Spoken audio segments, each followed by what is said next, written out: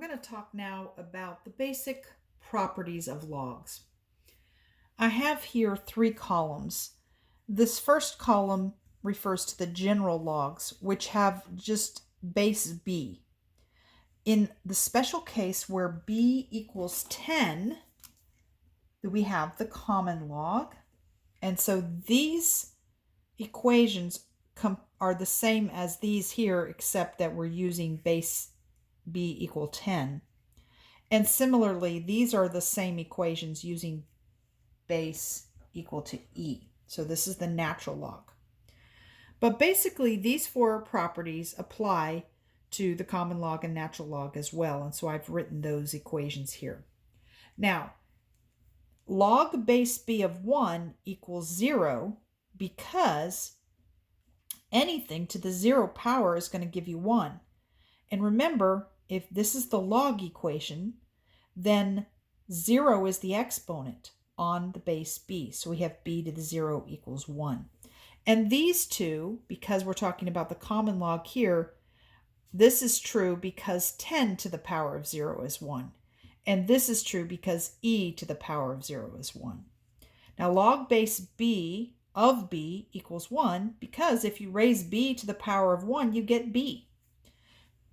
All right, and that's similarly, if you take 10 to the power of 1, you get 10, and if you get e to the power of 1, you get e. Similarly, log base b of b to the x equals x, because this log is the exponent. And if you look at the base b, the exponent on b to the x is x.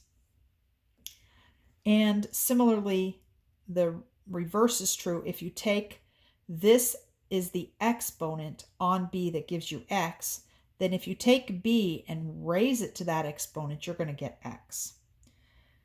These follow directly from the fact that log base b of x and b to the x, so y equals log base b of x and y equals b to the x, are inverse functions. And when you're evaluating inverse functions, if you take the inverse function and evaluate it the original, you're going to get x, and vice versa. And that's what's happening here. We're taking the 2 inverses. Here's the log base b and then b to the x. These are inverses of each other. So if you put in x, you're going to get x. And the same thing applies here. Now, if we look on the next page, we can use these properties of common logs and natural logs to go ahead and evaluate. Here, log of 100, remember the log is the exponent and the base is 10. So 10 to what power is going to be 100? Well, that would have to be 2, right? So this is going to be 2. And then we have, again, the common log 10. 10 to what power is going to give you 10 to the 7th?